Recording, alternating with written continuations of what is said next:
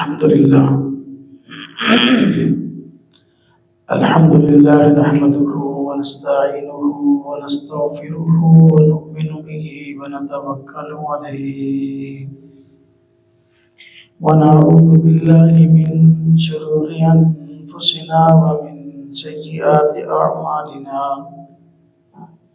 من يهده الله فلا مضل له ومن يضلل فلا هادي له ونشهد أن لا إله إلا الله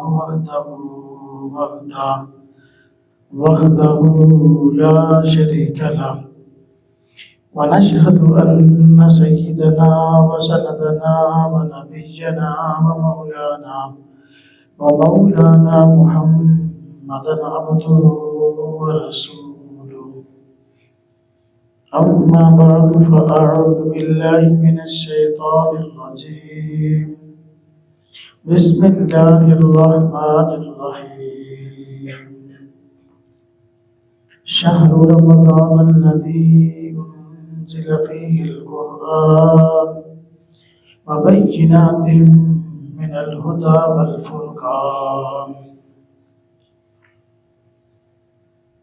وقال الله تعالى يا أيها الذين آمنوا كتب عليكم الصيام كما كتب على الذين من قبلكم لعلكم تتقون قال النبي صلى الله عليه وسلم من صام رمضان إيمانا واحتسابا غفر له ما تقدم من ذنبه وقال رسول الله صلى الله عليه وسلم من قام رمضان إيمانا واحتسابا غفر له ما تقدم من ذنبه وقال النبي صلى الله عليه وسلم الصوم جنة اللهم صل على محمد وعلى آل محمد كما صليت على إبراهيم وعلى آل إبراهيم إنك حميد مجيد اللهم بارك على محمد وعلى آل محمد كما باركت على إبراهيم وعلى آل إبراهيم إنك حميد مجيد رمضان مبارک کا بابرکت مہینہ شروع ہو چکا ہے۔ آج کی مجلس میں اس عنوان پر گفتگو کی جائے گی کہ نبی کریم صلی اللہ علیہ وسلم رمضان المبارک کا مہینہ کیسے گزارتے تھے۔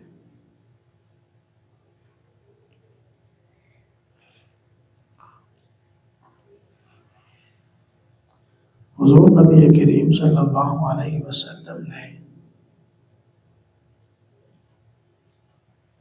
رمضان المبارک کے مہینہ کو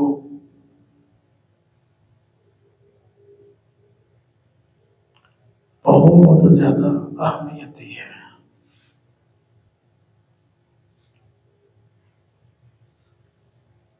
آپ صلی اللہ علیہ وسلم کا یہ معمول تھا کہ رمضان مبارک کا مہینہ شروع ہونے سے پہلے تقریباً 2 ماہ پہلے ہی رمضان مبارک کے مہینہ کو پانے کی خواہش فرمایا کرتے تھے اور اللہ پاک سے دعائیں شروع کر دیتے تھے۔ اللہم بارک لنا فی رجب و شعبان وبلغنا رمضان، کہ اللہ رجب اور شعبان کے مہینہ کو ہمارے لیے برکت والا بنا دیجیے اور زندگی میں اتنی مہلت عطا فرمائیے کہ رمضان مبارک کا مہینہ دیکھیں۔ کہ 2 ماہ پہلے حضور نبی کریم صلی اللہ علیہ وسلم کا رمضان المبارک کے مہینے کو چاہنا، اللہ پاک سے دعائیں کرنا، یہ اس بات کی واضح دلیل ہے کہ حضور نبی کریم صلی اللہ علیہ وسلم کی نظر میں رمضان مبارک کے مہینے کی بہت زیادہ اہمیت ہے۔ تو آپ صلی اللہ علیہ وسلم 2 ماہ پہلے ہی دعائیں کرتے کہ اللہ زندگی میں رمضان مبارک کا مہینہ پھر دکھا دے۔ جو چیز محبوب ہوتی ہے اس کو حاصل کرنے کے لیے دعائیں کی جاتی ہیں۔ رمضان کا مہینہ چونکہ بابرکت ہے اور محبوب ہے، اس لیے حضور نبی کریم صلی اللہ علیہ وسلم 2 ماہ پہلے ہی دعائیں شروع فرما دیتے تھے کہ اللہ رمضان کا مہینہ پھر دکھا دے۔ حضور نبی کریم صلی اللہ علیہ وسلم اس کائنات میں امت کی خیر خواہی کے لیے تشریف لائے، امت کی تربیت کے لیے تشریف لائے۔ اس لیے آپ صلی اللہ علیہ وسلم کا معمول تھا کہ رمضان کے آنے سے پہلے بھی اور رمضان کے اندر بھی رمضان المبارک کے مہینہ میں عبادات کا شوق دلانے کے لیے رمضان کے فضائل کو بیان فرمایا کرتے تھے، امت کو آگاہ فرماتے کہ رمضان المبارک کے مہینے کی اہمیت کیا ہے اور اس میں عبادت کی فضیلت کیا ہے۔ عبادت کی فضیلت کے حوالے سے نبی کریم صلی اللہ علیہ وسلم امت کو فرماتے کہ رمضان مبارک کا مہینہ وہ بابرکت ہے کہ اس میں کوئی بندہ نفل ادا کرتا ہے تو اس کو فرض کے برابر ثواب ملتا ہے، اور جو بندہ ایک فرض ادا کرتا ہے تو اس کو 70 فرضوں کے برابر ثواب ملتا ہے۔ اور نبی کریم صلی اللہ علیہ وسلم رمضان مبارک کے فضائل میں ارشاد فرماتے کہ اللہ رب العزت نے امت محمدیہ کو اس مہینہ میں 5 چیزیں ایسی عطا فرمائی ہیں جو سابقہ امتوں میں سے کسی کو عطا نہیں فرمائی۔ پہلی چیز کہ رمضان المبارک کے مہینہ میں اللہ رب العزت کو روزہ دار کے منہ کی خوشبو مشک سے بھی زیادہ پیاری ہوتی ہے۔ جو دنیا میں محبوب ترین اور اعلیٰ ترین خوشبوئیں ہیں، ان میں اعلیٰ ترین خوشبو ہرن کے نافہ سے نکلنے والی مشک ہے، جو بہت مہنگی بکتی ہے۔ فرمایا اللہ پاک کو روزہ دار کے منہ کی خوشبو مشک خوشبو سے بھی پیاری ہوتی ہے، کیونکہ روزہ دار اللہ کی رضا کے لیے بھوکا پیاسا رہتا ہے، تو معدہ خالی رہنے کی وجہ سے منہ کے اندر ایک خاص قسم کی بدبو پیدا ہو جاتی ہے۔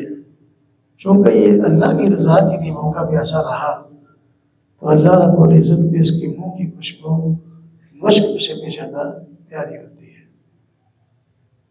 اور فرمایا دوسری چیز جو اس امت کو عطا کی گئی کہ رمضان المبارک کے مہینہ میں اللہ رب العزت کی طرف سے مچھلیوں کو سمندر کی مچھلی تک کو مقرر کیا جاتا ہے کہ وہ روزہ دار کے لیے دعائیں مغفرت کرتی ہے۔ روزہ دار کے لیے دعائیں کرنا سمندر کی مچھلیوں کا، تو یہ اللہ رب العزت کے ہاں محبوب ہونے کی دلیل ہے کہ روزہ دار اللہ پاک کی نظر میں بہت زیادہ محبوب ہے۔ سمندر کی مچھلیاں اس کے لیے دعا کرتی ہیں۔ حدیث پاک میں آتا ہے اللہ پاک کو جس بندے سے محبت ہوتی ہے اللہ پاک فرشتے کے ذریعے اعلان فرماتے ہیں کہ اعلان کر دو فلاں بندے سے اللہ کو محبت ہے۔ تو جب فرشتہ اعلان کرتا ہے تو دوسری مخلوقات بھی اس وجہ سے اس سے محبت کرنے لگتی ہیں کہ وہ اللہ کو محبوب ہے۔ تو سمندر کی مچھلیوں کا دعا کرنا اصل میں اس لیے ہے کہ ان کو اطلاع ملتی ہے فرشتے کے ذریعے کہ یہ اللہ کے محبوب ہیں، اللہ کے محبوب ہونے کی وجہ سے وہ ان کو بھی اپنا محبوب بنا لیتے ہیں اور اس لیے ان کے حق میں دعائیں کرتے ہیں۔ تیسری چیز جو رمضان المبارک کے مہینہ میں مسلمان کو عطا ہوتی ہے وہ یہ کہ رمضان کے مہینے میں سرکش شیاطین کو قید کر لیا جاتا ہے تاکہ امت کو نہ برگلائیں اور وہ زیادہ سے زیادہ نیکی کی طرف راغب ہوں۔ تو سرکش شیاطین کا قید کیا جانا یہ بھی امت محمدیہ کی فضیلت ہے، کسی اور کی نہیں ہے۔ چوتھی چیز جو اللہ رب العزت خاص طور پہ امت مسلمہ کو عطا فرماتے ہیں اور ان کے لیے اعزاز ہے وہ یہ کہ ہر روز رمضان مبارک کے مہینہ میں روزہ دار کے اعزاز میں جنت کو سجایا جاتا ہے، جنت کو سجایا جاتا ہے۔ ایک روایت میں آتا ہے کہ اللہ پاک جب رمضان شروع ہوتا ہے تو ایک خاص قسم کی ہوا چلاتے ہیں جس سے جنت کے درختوں کے پھل حرکت کرنے لگتے ہیں اور دروازے بجنے لگتے ہیں۔ جس طرح ہمارے یہاں پر صبح سے تھوڑی تیز ہوا چلے تو دروازے بجنے لگتے ہیں۔ تو اس سے جنت کی حوریں جو ہے وہ خوش ہوتی ہیں اطلاع پا کر کے رمضان مبارک کا مہینہ شروع ہونے والا ہے۔ پھر وہ خواہش کرتی ہیں کہ یا باری تعالیٰ ان مومنوں کو ہم سے ملا دے جو ہمارے مقدر کے اندر ہے۔ تو جنت کو ہر روز روزہ دار کے اعزاز میں سجایا جاتا ہے۔ اللہ رب العزت پانچویں یہ چیز کہ اللہ رب العزت رمضان کی آخری رات میں یہ کہہ لیں کہ رمضان جب ختم ہوتا ہے ہم چاند رات کہتے ہیں، اللہ رب العزت بے شمار لوگوں کی مغفرت فرماتے ہیں۔ ایک تو معمول کے مطابق یہ ہوتا ہے، ایک حدیث میں آتا ہے کہ اللہ رب العزت ہر رات وہ رمضان کی ہر رات تقریباً 70 لاکھ لوگوں کی مغفرت فرماتے ہیں، ان کو دوزخ سے آزاد فرماتے ہیں۔ تو یہ رات خاص طور پہ پھر اگلا دن یہ خاص طور پہ ہے کہ اللہ رب العزت کی طرف سے لوگوں کی مغفرت کا ہوتا ہے، اللہ پاک روزہ داروں کو بخش دیتے ہیں۔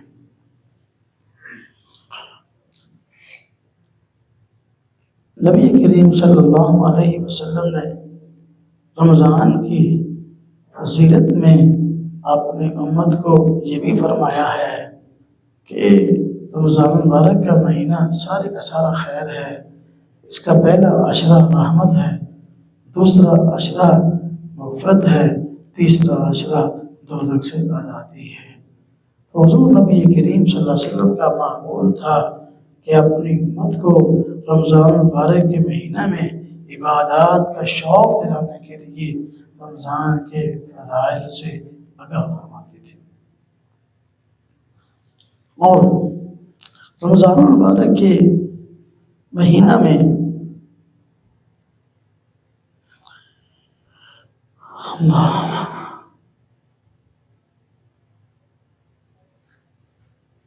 روزہ کی فضیلت حضور نبی کریم صلی اللہ علیہ وسلم خاص طور پہ بیان فرماتے تھے، کیونکہ رمضان مبارک میں اللہ رب العزت نے مسلمانوں پر روزہ کو فرض کیا ہے اور رات کے وقت کا اس کا قیام نبی کریم صلی اللہ علیہ وسلم کی سنت ہے، تراویح سنت ہے۔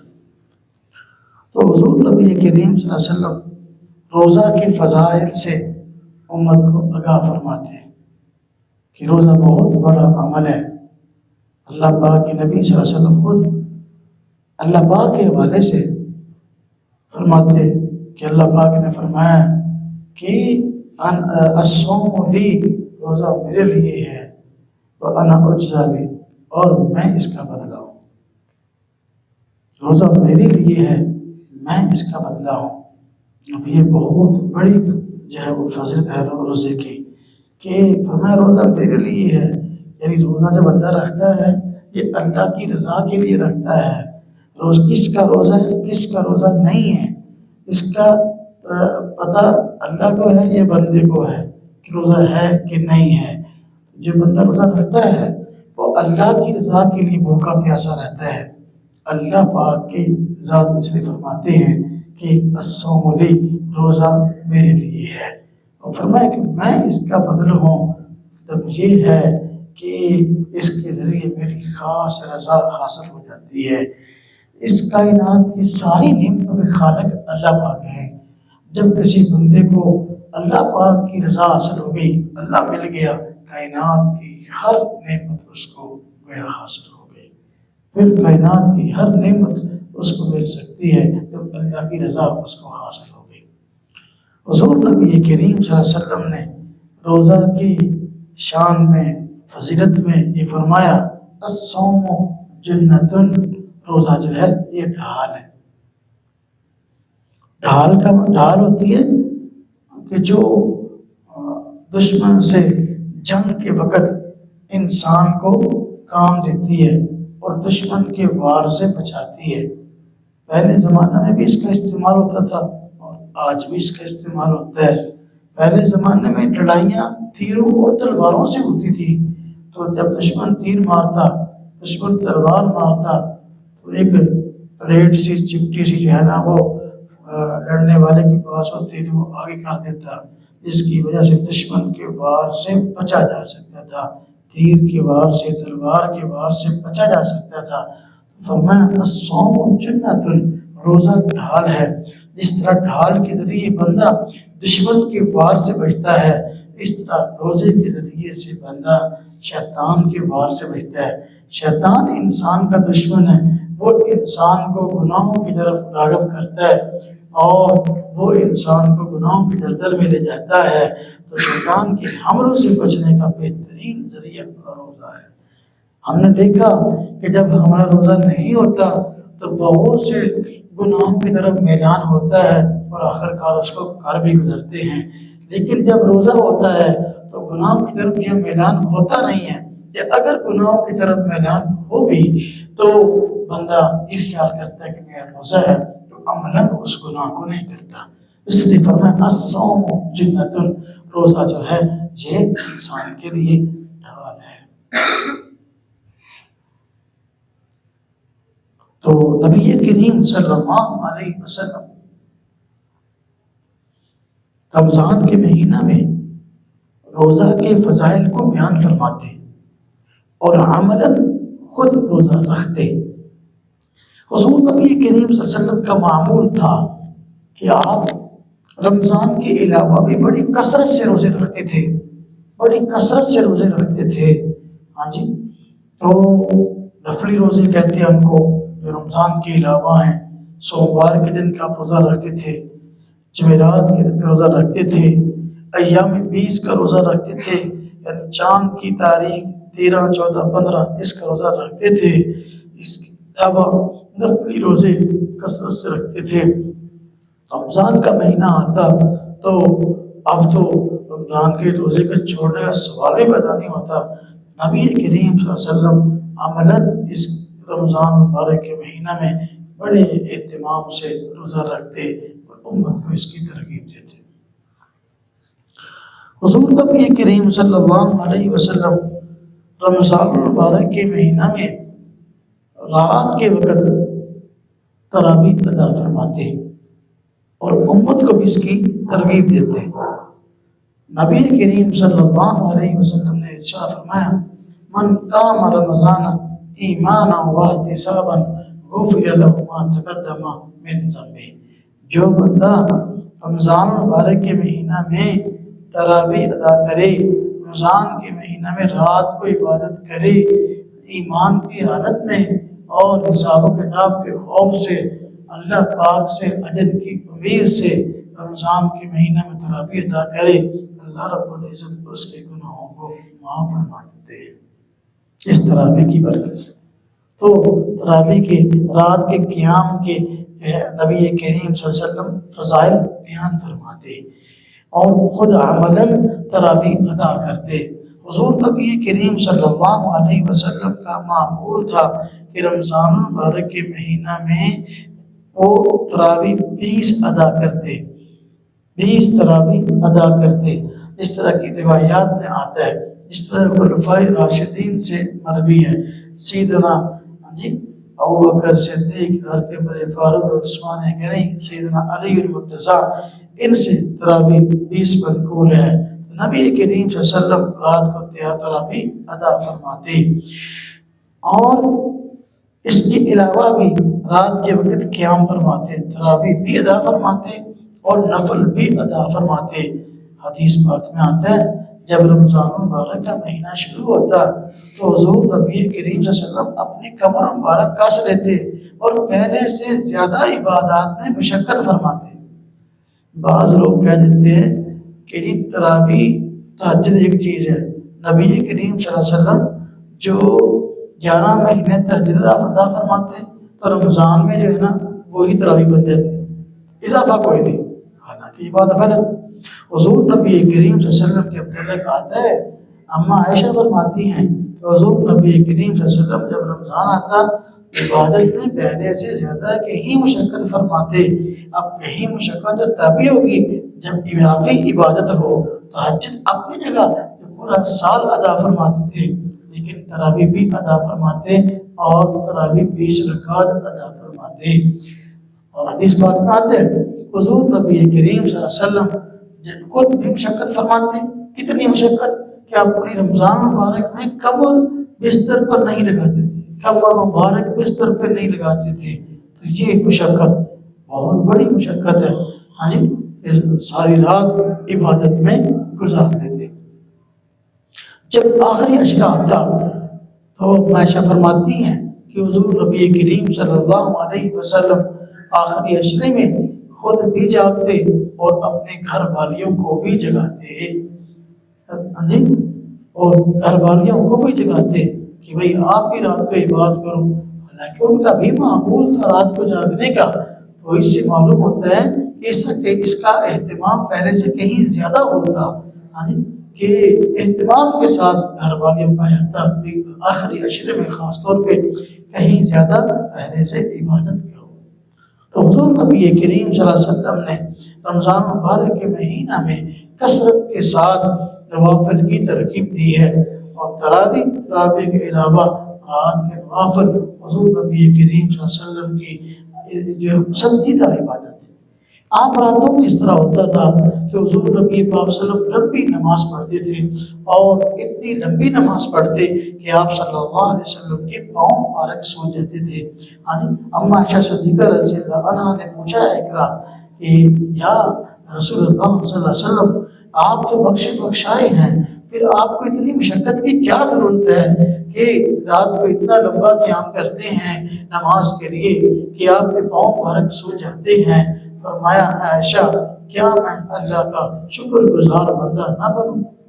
اللہ پاک نے کائنات میں سب سے زیادہ نعمتیں حضور نبی کریم صلی اللہ علیہ وسلم کو عطا فرمائی تھی، کائنات میں سب سے زیادہ فضیلتیں نبی کریم صلی اللہ علیہ وسلم کو عطا فرمائی تھی۔ اس کے شکرانے کے طور پر آپ کا عام دنوں میں یہ معمول تھا کہ آپ کثرت کے ساتھ اتنی لمبی نمازیں پڑھتے کہ پاؤں مبارک سو جاتے۔ اب رمضان کی بات کے متعلق آیا کہ پہلے سے کہیں زیادہ مشقت فرماتے، اب اس سے کہیں زیادہ مشقت کیا ہے؟ فرمایا کہ کمر مبارک بستر پہ نہ لگاتے۔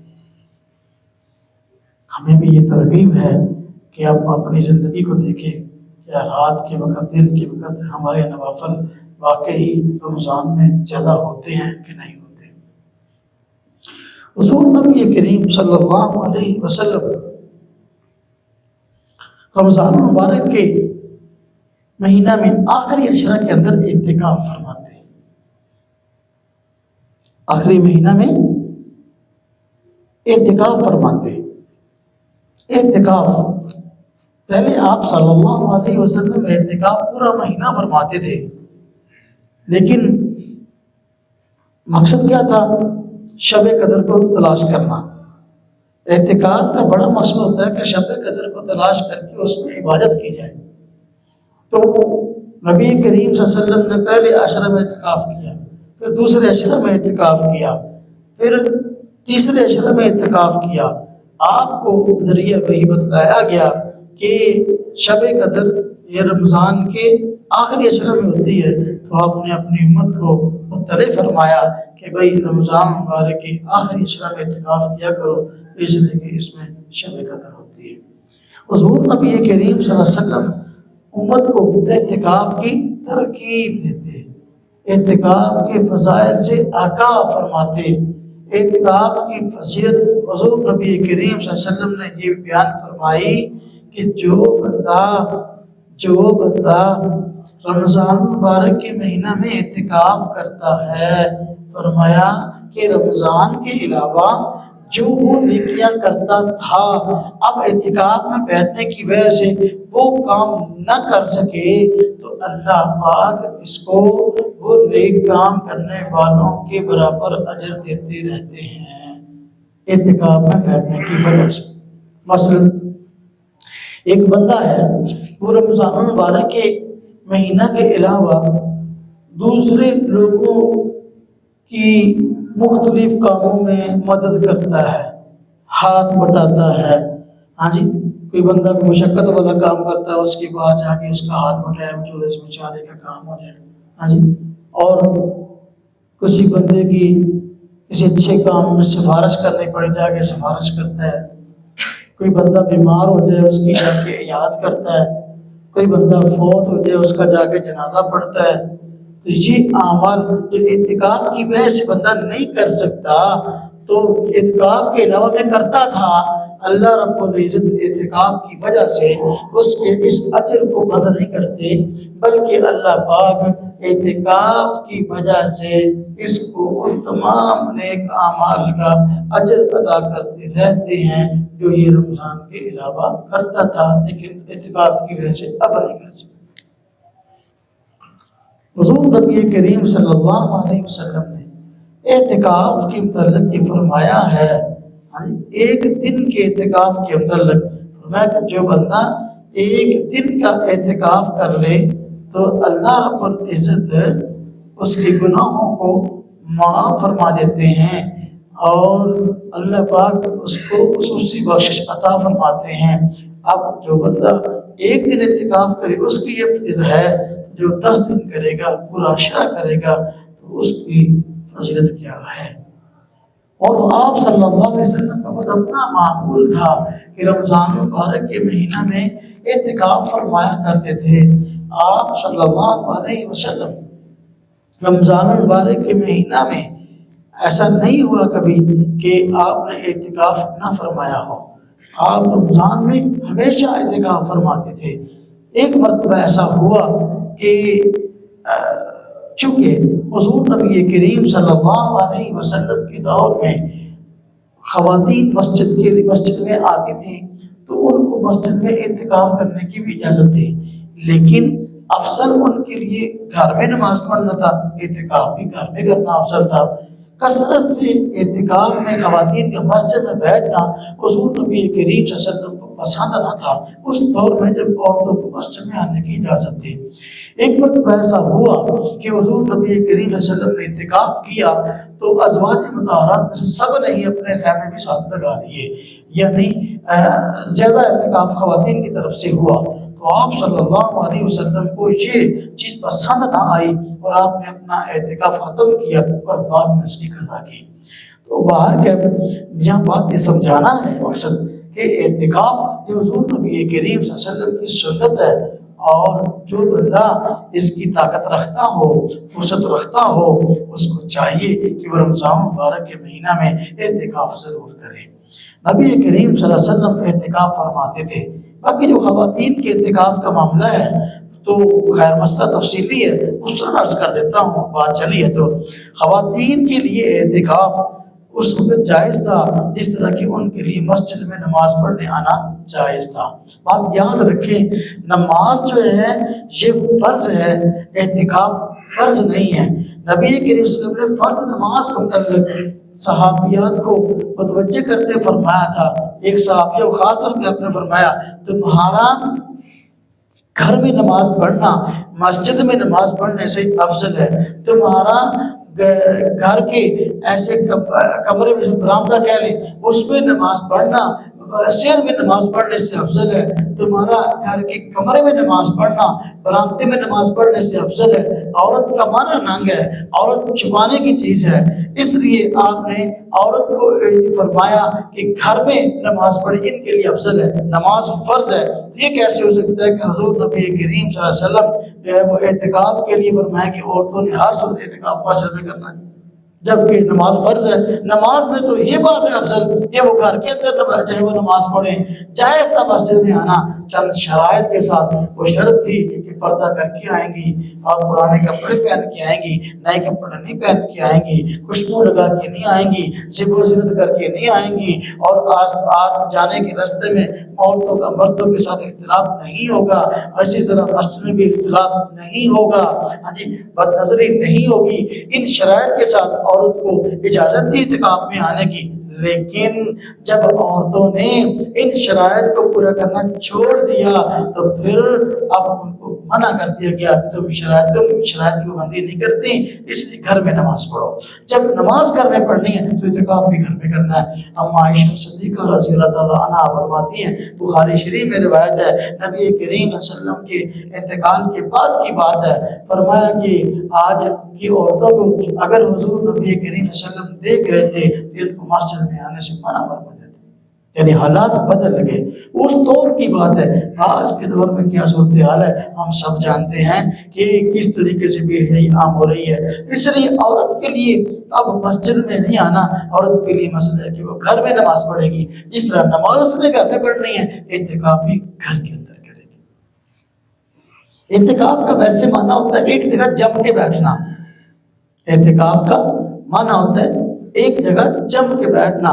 تو اعتکاف کرنے والا مسجد کے اندر ایک جگہ کو مخصوص کر کے وہاں پر جم کے بیٹھ جاتا ہے، اللہ اور بندہ ہو اور کوئی تیسرا درمیان میں نہ ہو معاملہ، تو پھر یہ ہے اعتکاف کی روح۔ حضور نبی کریم صلی اللہ علیہ وسلم مسجد میں اعتکاف فرماتے اور آپ کا یہ معمول تھا، اور امت کو بھی اس وجہ سے آپ نے ترغیب دی کہ مسجد میں اعتکاف کیا۔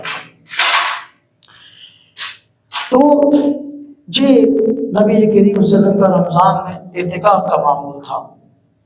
حضور نبی کریم صلی اللہ علیہ وسلم، چونکہ ہمارا عنوان ہے کہ آپ صلی اللہ علیہ وسلم رمضان کیسے گزارتے تھے، حضور نبی کریم صلی اللہ علیہ وسلم رمضان کے مہینہ میں کثرت سے روزہ داروں کو روزہ افطار کروایا کرتے تھے، کثرت سے روزہ داروں کو روزہ افطار کروایا کرتے تھے، اور خود اس کی ترغیب بھی دیتے۔ فرمایا کہ جو بندہ کسی مسلمان روزہ دار کو روزہ افطار کروائے گا تو اللہ رب العزت اس کو روزہ دار کے روزے کی بقدر اجر اور ثواب عطا فرمائے گا، اور روزہ دار کے ثواب میں بھی کوئی کمی نہیں آئے گی۔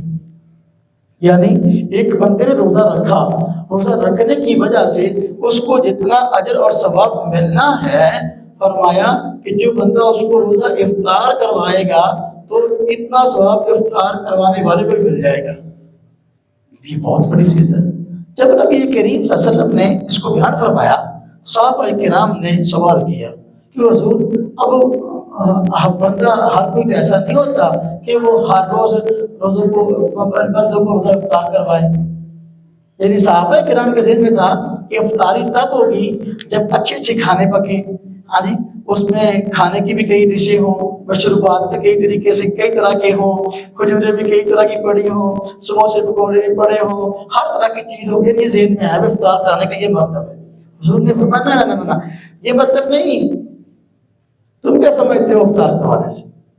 ایک روزہ دار کو اگر تم نے ایک کھجور کھلا کر اس کا روزہ افطار کروایا تمہارے لیے ایسا ہی اجر ہے جتنا اجر کے اس روزہ دار کو روزہ رکھنے کی وجہ سے ملے۔ ایک لسی کا گھونٹ ایک لسی کا گلاس پلایا تمہارے لیے اتنا ہی اجر ہے جتنا کہ اجر اس روزہ دار کو روزہ رکھنے کی وجہ سے ملے۔ یہ چیز ہے، یہ بڑی قابل غور ہے، بڑی قابل غور ہے۔ ہاں جی، میں نماز کے بعد اس پہ مجھ سے بات کروں گا انشاءاللہ، 1-2 منٹ سب ساتھی ہوں گے نا جی اس وقت۔ تو بات عرض کر رہا تھا، رمضان المبارک کے مہینہ میں روزہ دار کو روزہ افطار کروانا یہ بہت بڑا مقبول عمل ہے۔ اگر ہم اس مہینے میں اس عمل کو اپنا لیں تو یہ بہت بڑی اعلیٰ چیز ہے۔ حضور نبی کریم صلی اللہ علیہ وسلم کا ویسے بھی معمول تھا کہ صحابہ کرام کو ساتھ بٹھا کر کھانا کھلایا کرتے تھے، لیکن رمضان المبارک کے مہینے میں خاص طور پہ اس کا اہتمام فرماتے کہ لوگوں کی افطاری کا اہتمام فرماتے۔ تو رمضان کے مہینے میں افضل ترین عملوں میں سے ایک عمل روزہ افطار کروانا ہے۔ تو یہ کوئی ضروری نہیں کہ 10 بندوں کو کروانا ہے، 20 کو کروانا ہے، ہاں جی یہ لمبی چوڑی افطاری کروانی دیکھیے کروانی ہے، نہ نہیں، تھوڑے سے بھی افطار ہو سکتا ہے، جس طرح کے کھجور سے، اس طرح کے اپنا شربت کے دینے سے، ایک جوس کا ڈبہ کسی کو دینے سے، اس سے بھی افطار ہو سکتا ہے۔ حضور نبی کریم صلی اللہ علیہ وسلم رمضان المبارک کے مہینہ میں کثرت سے روزہ داروں کو روزہ افطار کروایا کرتے تھے۔ نبی کریم صلی اللہ علیہ وسلم رمضان کے مہینے میں روزہ رکھتے تو پہلے سحری فرماتے۔ سحری کا مطلب فجر کی اذان سے پہلے کچھ کھانا پینا، یہ چیز نبی کریم صلی اللہ علیہ وسلم نے شاہ فرمایا کہ ہمارا پہلی امتوں سے روزے کا یہ فرق ہے کہ یہ تو روزہ پہلی امتیں بھی آئی ہیں، لیکن ہمارا ان سے یہ فرق ہے کہ وہ سحری نہیں کرتے اور ہم نے سحری کرنی۔ سحری کر کے روزہ رکھنا یہ سنت ہے، یعنی فجر کی اذان سے پہلے کچھ نہ کچھ کھا لینا۔ سحری آپ یعنی آدھی رات کے بعد کبھی بھی کھا لیں تو وہ سحری ہے، لیکن آخری گھنٹہ جو کہ آخری گھنٹہ روزے کے سحری کا ہوتا ہے اذان سے پہلے، اس میں سحری کرنا زیادہ افضل ہے۔ کیوں؟ اس لیے کہ جو بندہ آخری وقت میں سحری کرے گا اس کو دن کے وقت روزہ نبھانا آسان ہو جائے گا، وگرنہ بس اوقات روزے کے لمبا ہونے کی وجہ سے روزہ نبھانا مشکل ہو جاتا ہے، پھر بندہ روزہ توڑنے کے قریب ہو جاتا ہے یا توڑ دیتا ہے۔ تو سحری کھانا حضور نبی کریم صلی اللہ علیہ وسلم نے جو ہے اس کی ترغیب دی، روزہ رکھو سحری کرو۔ بعض دوست نے رات کو کھانا کھایا اور کھا کر سو جاتے ہیں، بس ٹھیک ہے کہ میرا روزہ اب میں سحری کے لیے نہیں اٹھوں گا۔ روزہ ہو جائے گا، اس طرح روزہ ہو جائے گا کہ بندہ رات کو سویا، صبح کو جان بوجھ کر نہ اٹھا یا ویسے آنکھ نہ کھولی تو صبح اٹھا اور جو ہے وہ روزے کا وقت ختم ہو چکا تھا تو روزے کی نیت تھی اس کی، تو روزہ اس کا ہو جائے گا۔ لیکن افضل ہے کہ سحری کھائی جائے اور آخری گھنٹے میں کھائی جائے۔ حضور نبی کریم صلی اللہ علیہ وسلم نے سحری کے کھانے کو برکت کھانا فرمایا ہے۔ ایک صحابی رسول حضور نبی پاک صلی اللہ علیہ وسلم کے پاس تشریف لائے تو آپ سحری فرما رہے تھے، یعنی رمضان کے مہینہ میں سحری فرما رہے تھے، اور فرمایا آؤ بابرکت کھانے کی طرف، آؤ بابرکت کھانے کی طرف۔ تو سحری کا کھانا بابرکت ہوتا ہے۔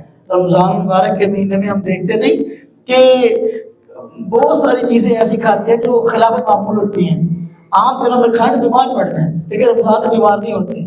وہ اللہ پاک جو ہے نا یہ بابرکت کھانا ہوتا ہے، اس کی برکت سے بیماریاں جو ہے نا وہ اڑاتے رہتے ہیں، ختم کرتے رہتے ہیں۔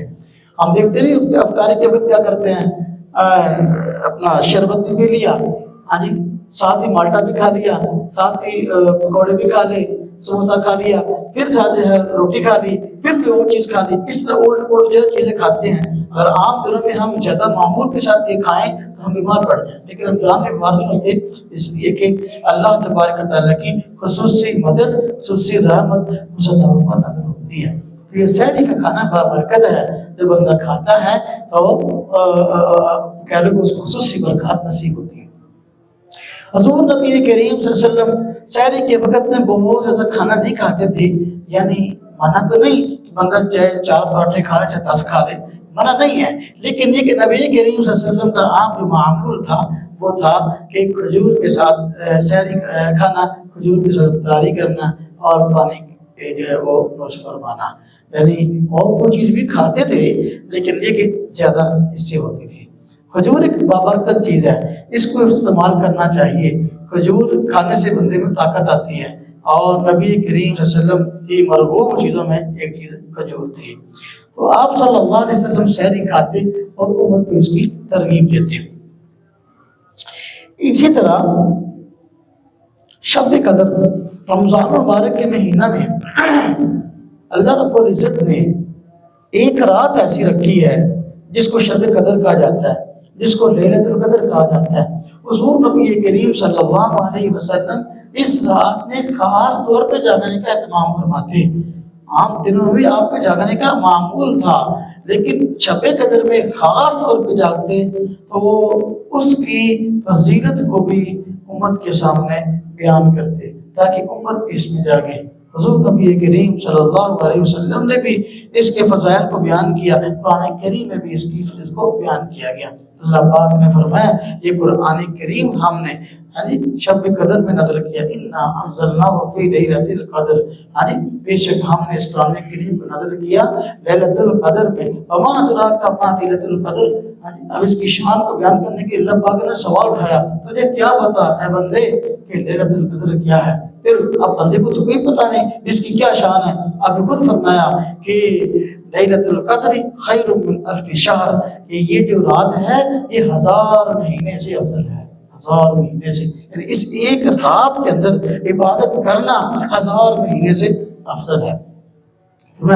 اس کی شان یہ ہے تنزل الملائکۃ والروح فیہا بإذن ربہم من کل امر سلام ہی حتی مطلع الفجر۔ اس رات کے اندر اللہ رب العزت کی طرف سے، اللہ پاک کے حکم سے حضرت جبرائیل نازل ہوتے ہیں اور 7 فرشتوں کو لے کے آتے ہیں، اور وہ فرشتے بندوں پر خصوصی رحمت نازل فرماتے ہیں۔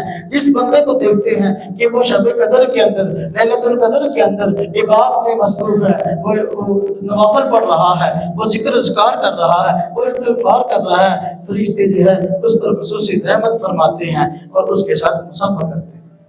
تو یہ اس رات کی فضیلت ہے، ہمیں چاہیے کہ شب قدر کو ضرور جو ہے وہ تلاش کریں اور اس میں عبادت کریں۔ حضور نبی کریم صلی اللہ علیہ وسلم نے فرمایا کہ شب قدر جو ہے وہ رمضان کے آخری عشرہ میں طاق راتوں کے اندر ضرور ہوتی ہے، طاق راتوں میں سے کسی ایک رات میں ہوتی ہے۔ اب کسی ایک رات کو کیوں نہیں بتایا گیا؟ اگر ایک رات کا بتایا جاتا اور اسی میں ہی شب قدر ہوتی تو لوگ صرف ایک رات میں جاگتے، جبکہ اللہ پاک کا منشا تو یہ کہ بندے زیادہ سے زیادہ اللہ کی عبادت کرنے والے بنے، اس لیے رات متعین نہیں کی گئی کس رات میں شب قدر ہوتی ہے۔ تو فرمایا آپ صلی اللہ علیہ وسلم نے کہ اس کی طاق راتوں میں شب قدر کو تلاش کرو۔ 21 کی رات ہے، 23 کی رات ہے، 25 کی رات ہے، 27 کی رات ہے، 29 کی رات ہے، تو یہ راتیں ہیں طاق آخری عشرے کی، کسی رات میں شب قدر ہو سکتی ہے۔ حضور نبی کریم صلی اللہ علیہ وسلم نے شب قدر والی جو رات ہے اس کی کچھ نشانیاں بیان فرمائی ہیں، اس نشانیوں کو دیکھنا یا ہر بندے کا نہ بس ٹائم ہے نہ کام ہے۔ فرمایا کہ شب قدر کی نشانی یہ ہوتی ہے کہ اس رات جو ہے وہ رات جو ہے وہ خوب روشن ہوتی ہے۔ فرمایا اس رات کی نشانی یہ ہے کہ اس رات جو ہے وہ جو ستارے شہاب ثاقب زمین پر عام طور پہ ہم دیکھتے ہیں آسمان ستارہ گر رہا ہے، اس رات میں نہیں گرتے۔ فرمایا اس رات کی نشانی یہ ہوتی ہے کہ وہ رات جو ہے کچھ ٹھنڈی سکون والی ہوتی ہے۔ فرمایا اس رات کی نشانی یہ ہے کہ صبح کے جب سورج نکلتا ہے تو بغیر شعاع کے نکلتا ہے، یعنی جب نکلتا ہے تو اس کی طرف ٹکٹکی باندھ کے دیکھ سکتے ہیں، تو اس کی یعنی روشنی دھیمی ہوتی ہے۔ تو یہ آپ نے فرمایا شب قدر، یہ شب کا معنی رات، قدر کا معنی عزت، یعنی عظمت والی رات، عزت والی رات۔ حضور نبی کریم صلی اللہ علیہ وسلم اس رات میں خود بھی جاگتے اور امت کو جاگنے کی ترغیب دیتے۔ جو اعتکاف ہے، اصل میں اعتکاف کے مقاصد میں بڑا مقصد یہی ہے کہ بندہ شب قدر کو پالے اور اس میں عبادت کرنے والا بن جائے۔ عام دنوں میں بندہ مصروف ہوتا ہے اور جو ہے وہ زیادہ عبادت میں یکسوئی نہیں ہو پاتی، لیکن جب بندہ اعتکاف میں بیٹھا ہے، اب 10 دن اللہ کو دے دیے، بندہ جانے اور خدا جانے، اب تو ایک بندہ اعتکاف میں بیٹھا ہے، بڑی بد نصیبی ہے اس کی، تو اعتکاف میں بیٹھا ہے، اعتکاف میں بیٹھنے کے باوجود وہ رات کو عبادت کے لیے تیار نہیں ہے۔ وہ ہمارے آج کل یہ عجیب رواج چل پڑا، نوجوان مل کے اعتکاف میں بیٹھ جاتے ہیں، پھر ساری رات گپے لگاتے ہیں بیٹھ کے، جی لطیفے سنا رہے ہوتے ہیں، ٹک ٹاک موبائل پہ دیکھ رہے ہوتے ہیں، اب پتہ نہیں کیا کچھ گپے مار رہے ہوتے ہیں۔ جی تو مسجد میں اللہ کے گھر میں بیٹھ کے یہ کام کرنا، اس عام حالات میں یہ گناہ ہے، تو مسجد میں اور ایسی راتوں کے اندر یہ ایک بہت بڑا گناہ ہے۔ تو شب قدر کی راتیں اس میں ہم کوشش کریں کہ ان راتوں کے اندر ویسے اعتکاف میں تنہائی ہونی چاہیے، لیکن ان راتوں میں تنہائی اختیار کریں۔ بات یاد رکھیں، جو یہ لیلۃ القدر ہے، اس رات کے اندر جو اجتماعات، اجتماعی بات مصنون نہیں ہے، اجتماعی بات مصنون نہیں ہے کہ سب مل کر نوافل کی جماعت کروائیں، سب نہیں۔ حضور نبی کریم صلی اللہ علیہ وسلم، صحابہ کرام وہ تنہائی میں بیٹھ کر جو ہے وہ اپنے اپنے عبادت کرتے تھے تاکہ یکسوئی حاصل ہو، اللہ پاک کے ساتھ لو لگے اور اللہ پاک سے حاضر نیاز کریں۔ یہ تو ہے کہ چلو اس وقت کے لیے کوئی اجتماع ہو جائے، کوئی عالم دین بیان کر دے، کوئی عالم دین کوئی بات بتا دے، ہاں جی، تو وہ یا صلاۃ تسبیح کا طریقہ بتا دے بھی اشراط میں آپ پڑھ لو، یہ تو ہو سکتا ہے کچھ وقت کے لیے کوئی عالم دین بیان کرے، لیکن ساری رات محفل چلتی رہے، ایسا نہیں ہے۔ جو شب قدر ہے یہ اس میں عبادات اصل میں انفرادی ہونی چاہیے۔ حضور نبی کریم صلی اللہ علیہ وسلم، صحابہ کرام، ہمارے اسلاف بزرگان دین، اولیاء کرام، وہ شب قدر میں جو ہے وہ اکیلے عبادت کرتے تھے، تو ایسا نہیں تھا کہ ساری رات اجتماع ہوتا تھا۔ ہاں کسی وقت کے لیے بندہ کہے، گھنٹے کے لیے، آدھے گھنٹے کے لیے، 2 گھنٹے کے لیے، چلو اس کا تو مانا کہ بھائی چلو کوئی بیان ہو گیا، لیکن ساری رات ایسا نہیں، بلکہ اپنے عبادت میں لگنا چاہیے۔ ہمارے یہاں تو ایسا ہوتا ہے کہ ایمان کمزور ہو گئے ہیں، پیسے کھانے پینے کے لالچی ہیں، دیکھا فلاں مسجد میں جو ہے اجتماع ہو رہا ہے، وہاں پر حلیم پکا ہے، تو مسجد بھری ہوئی ہوتی ہے، جس مسجد میں حلیم نہیں پکے ہوتے بندے کو نہیں، یعنی وہ کہہ لو کہ وہ ساڈا اسی دین میں ایک لالچ کے ذریعے نا جی کہہ لو کہ اختیار کر لیا، حالانکہ ایسی بات نہیں۔ میرے بھائیو، میرے دوستو، میرے عزیزو، رمضان مبارک کا مہینہ یہ تو جو ہے بخشوانے کا مہینہ اپنے آپ کو۔ حضور نبی کریم صلی اللہ علیہ وسلم اپنے ممبر مبارک پہ چڑھے تو فرمایا، تو 3 مرتبہ 3 سٹیپ تھے ممبر مبارک کے، تو 3 مرتبہ ممبر پہ چڑھتے آپ نے فرمایا آمین آمین آمین۔ صحابہ کرام نے دیکھا تو خلاف معمول چیز تھی، اس لیے جب نماز سے فارغ ہوئے تو پوچھا حضور نبی پاک صلی اللہ علیہ وسلم، یا رسول اللہ، ہم نے آپ کو آج ایک خلاف معمول کام کرتے ہوئے دیکھا، پہلے کبھی نہیں دیکھا کہ آپ نے ممبر شریف پر چڑھتے ہوئے فرمایا آمین آمین آمین۔ یہ آمین کیا مطلب ہے؟ آمین تو دعا پر یہی آتی ہے۔ فرمایا کہ جبریل امین آئے تھے اور انہوں نے 3 جو ہے وہ دعائیں کی، تو میں نے اس پہ آمین کہا۔ میں کیا کہ آپ نے فرمایا کہ پہلی مرتبہ جب میں نے سیڑھی پر قدم رکھا، جبریل امین نے کہا کہ تباہ و برباد ہو بندہ، تباہ و برباد ہو بندہ کہ جس کی زندگی میں رمضان مبارک کا مہینہ آئے لیکن پھر بھی وہ اپنے رب سے اپنی مغفرت نہ کروا سکے۔ اس کو بند کریں۔ تباہ و برباد ہو بندہ جس کی زندگی میں رمضان مبارک کا مہینہ آئے اور وہ اپنی بخشش نہ کروا سکے، یعنی مسجد میں آئے نہیں، توبہ استغفار کیا ہی نہیں، اس نے اس مہینے کی عظمت کو سمجھا ہی نہیں، اس نے اس مہینے کے اندر بھی اللہ پاک سے تعلق جوڑنے کی کوشش کی، میں وہ بندہ تباہ و برباد ہو۔ جبریل نے کہا، میں نے کہا آمین۔ دوسرا، جبریل نے فرمایا تباہ و برباد ہو بندہ جس کے سامنے آپ کا تذکرہ آئے پھر بھی وہ آپ کا تشریف نہ پڑے، تو میں نے کہا آمین۔ فرمایا تباہ و برباد ہو وہ بندہ کہ جس کی زندگی میں اس کے بوڑھے والدین نے اپنے بوڑھے والدین کو پائے پھر بھی ان کی خدمت کر کے اپنے رب کو راضی نہ کرے، فرمایا، تو میں نے کہا آمین۔ میرے بھائیو، میرے دوستو، حضور نبی کریم صلی اللہ علیہ وسلم نے دعا فرمائی ہے اس شخص کے حق میں جس کی زندگی میں رمضان آئے لیکن وہ رمضان مبارک کے مہینے میں اپنے رب کو راضی نہ کر سکے۔ کچھ دن ہوتے ہیں نا کسی کو راضی کرنے کے ہوتے ہیں، اس طرح ہم عام کرتے ہیں، عید آن رہی ہے ہم چلو راضی کر لیے فلاں ہوں، ہاں جی آج عید پڑی ہے، چلو ہاں جی بھرا لڑیا جا کے بیڑی، بہن لڑی ہے ان جا کے بیڑائیے، ہاں جی اور عید دے گی، آپ کوشش کرتے نا جی، یہ ہے نا جی راضی کرن دی روڈ بندیاں نو تے اللہ نے بھی راضی کرنا۔ یہ رمضان جڑا یہ اللہ نے راضی کرنا ہے۔ اللہ پاک کی ذات گناہوں کی وجہ سے بندے سے ناراض ہوتے ہیں، لیکن ایسے ناراض نہیں ہیں کہ کبھی راضی نہ ہوں، ایسے ناراض ہیں کہ راضی ہونے کے لیے تیار بیٹھے ہیں، بس صرف ہماری دیر ہے کہ ہم نے اللہ پاک کو جس طرح کے دیکھیے ہم سیانے بندے ہی بیٹھے ہیں، تو جو باپ ہوتا ہے نا وہ اپنی اولاد کی نافرمانیوں کی وجہ سے، کبھی کوتاہیوں کی وجہ سے وہ ناراض ہوتا ہے، لیکن ایسا ناراض نہیں ہوتا کبھی راضی نہ ہو، بلکہ کوئی انتظار میں ہوتا ہے کہ میرا بیٹا کب جو مجھ سے معافی مانگ کے جو ہے وہ مجھ سے صلح کر۔ جو ہی بیٹا معافی مانگتا ہے، ابھی معافی کے الفاظ کے منہ میں ہوتے ہیں، شرمندگی تھوڑی سی دکھاتا ہے، باپ اس کو پٹا لیتا ہے، نہیں کوئی چل کوئی نہیں، خیر ہے آگے سے ہے کہ نہیں اس طرح۔ اللہ پاک کی ذات جو ہے وہ اپنے بندوں سے کئی باپوں سے کئی ماؤں سے زیادہ معاف فرماتی ہے۔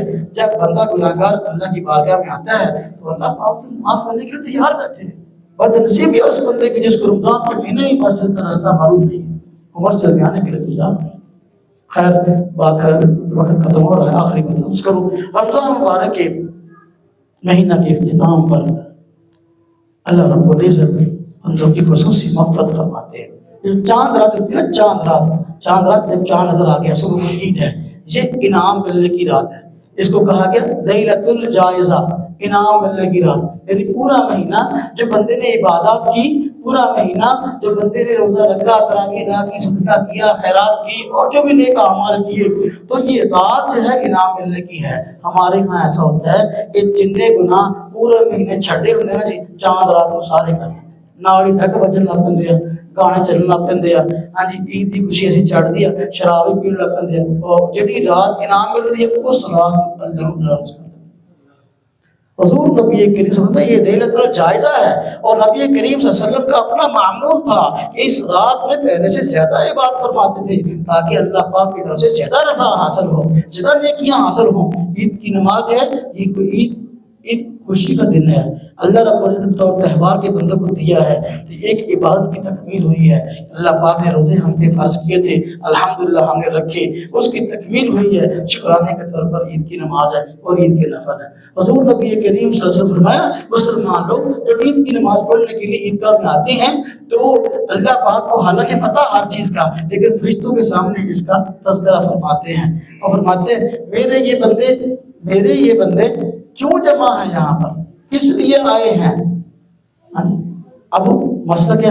اللہ پاک حدیث میں فرماتا ہے فرشتوں کے سامنے اپنے بندوں پر فخر کرتے ہیں۔ جب اللہ پاک نے انسان کو پیدا کرنے کا ارادہ فرمایا تو فرشتوں کے سامنے اس کا اظہار فرمایا کہ میں انسان کو پیدا کرنے والا ہوں۔ تو فرشتے نے کہا یا اللہ تعالیٰ چھاڑ انسان کو پیدا کرنے کی فائدہ، ہاں جی انہیں دنیا تے گناہ کرنے تے ناراض کرنا، ہاں جی اسی ہے نا تھوڑی اپنا عبادت کا نماز تسبیح کا نماز تھے۔ تو اللہ پاک حدیث پاک میں آتا ہے اللہ پاک فرشتوں کے سامنے جو ہے وہ اپنے بندوں پر فخر فرماتے ہیں۔ وہ لوگ جنہوں نے رمضان کے مہینے میں روزہ رکھا، وہ لوگ جنہوں نے تراویح ادا کی، جن لوگوں نے اپنے زکوٰۃ صدقات کے معاملات کو پورا کیا، اللہ پاک پر فخر فرماتے ہیں اور پھر انہیں پوچھتے ہیں باوجود علم ہونے کے میرے یہ بندے گھر سے کیوں نکلے ہیں، ہاں جی کیا مانگتے ہیں؟ یا ایک روایت میں آپ سوال پوچھتے ہیں کہ مجھے بتاؤ کہ اس بندے کی کیا مزدوری ہے جو اپنے مزدوری کو اپنی ذمہ داری کو پورا کر لے۔ تو فرشتے کہتے ہیں یا اللہ تعالیٰ کہ اس کا حق یہی ہے، اس کو اس کا بدلہ پوری کو پورا دے دیا جائے۔ فرمایا ٹھیک ہے، میرے بندوں نے عبادات کی، رمضان کے مہینے میں روزے رکھے ہیں، تراویح ادا کی ہے، آج یہ جو ہے وہ تکبیر کہتے ہوئے عیدگاہ میں نکلے ہیں، تکبیر کہتے ہوئے نا اللہ اکبر لا الہ الا اللہ واللہ اکبر وللہ الحمد، عیدگاہ میں آنا چاہیے عید کی نماز پڑھنے کے لیے تکبیر کہتے ہیں، میں تکبیر کہتے ہوئے نکلے ہیں، ہاں جی تو آج پھر جو ہے یہ مجھ سے دعا کریں گے، میں ان کی دعا کو قبول کروں گا اور ان کے گناہوں کو معاف کروں گا۔ اللہ پاک بندوں کو مخاطب کرتے فرماتے ہیں اے بندو تم دعا رہو، میں نے جو ہے تم سب کو بخش دیا۔ حدیث پاک میں آتا ہے جب عید پڑھ کے مسلمان اپنے گھروں میں لوٹتے ہیں نا تو اس طرح اللہ پاک ان کو گناہوں سے پاک کر دیتا ہے، گویا کہ انہوں نے گناہ کبھی کیا ہی نہیں، آج ان کی ماں نے ان کو پیدا کیا۔ میرے بھائیو، میرے دوستو، میرے عزیزو، اللہ رب العزت نے ہم سب پہ بڑا کرم کیا، بڑا احسان فرمایا، رمضان مبارک کا مہینہ ہمیں دے دیا، اور یہ رمضان مبارک کا مہینہ ہماری زندگی کے لیے ہماری چانس ہے۔ کتنے ہمارے عزیز و کرام، رشتہ دار، دوست، چاہنے والے ایسے تھے جو پچھلے رمضان میں موجود تھے لیکن اس رمضان میں دنیا میں نہیں ہیں۔ پچھلا رمضان ان کا آخری رمضان تھا، اور ہو سکتا ہے جو ہم بیٹھے ہیں ہم لوگوں میں سے کتنے لوگ ایسے ہوں ان کی زندگی کا یہ آخری رمضان ہو اور اگلا رمضان ان کو دیکھنا نصیب نہ ہو۔ اس لیے اس رمضان کو اپنا آخری رمضان سمجھتے ہوئے میرے بھائیوں قیمتی بنا لے۔ اس میں عبادات کا معمول بنا لیں، روزہ نہ چھوڑیں، تراویح نہ چھوڑیں، اور اس میں نوافل استغفار یہ نہ چھوڑیں، ذکر اذکار استغفار نہ چھوڑیں، انشاءاللہ تعالی ہمارا رمضان لگ جائے گا نا۔ اتنا بندہ کرنا نا میری دیہڑی لگ گئی تھی، میرا ہفتہ لگ گیا تھا، میرا جمعہ لگ گیا، یہ رمضان کی میں لگتا، رمضان لگتا جہے بندے نے روزے رکھے تراویح ادا کی تھی، ہاں جی اللہ پاک نو راضی کرتا رہے، روزے سے توبہ استغفار کرتا رہے، اور رمضان لگ گیا، وہ برکات پھر پورا سال کو مل رہی ہے نا۔ ایک بندہ کسی مجبوری کی وجہ سے بھی روزہ چھوڑ دے، رمضان کے روزے کی بہت بڑی اہمیت ہے، تو مجبوری کی وجہ سے اس نے روزہ چھوڑ دیا، مجبوری کی وجہ سے فرمایا کہ اگر پورا سال بھی روزے رکھتا رہے اس کی برکات کو نہیں پہنچ سکتی، اگرچہ مجبوری کے روزہ چھوڑا، قضا ایک کی ہے، وہ جان بوجھ کے توڑا تو وہ کفارہ ہے نا جی۔ فرمایا کہ اگر بندہ ایک روزہ چھوڑ دے رمضان کا، بعد میں پورا سال بھی قضا کرتا رہے، تو اس کی اجر اس کی برکات ثواب کو نہیں پہنچ سکتا، اس لیے اس کو اپنی زندگی کا سنہری چانس سمجھیں، اور اللہ پاک کی طرف سے ایک بہت بڑی فرصت سمجھیں کہ اللہ پاک نے ہمیں زندگی دی اور یہاں تک رمضان میں پہنچایا، اس کی عبادات کا خیال فرمائیں، اللہ پاک ہم سب کو اس کی توفیق عطا فرمائے۔ وآخر دعوانا الحمدللہ۔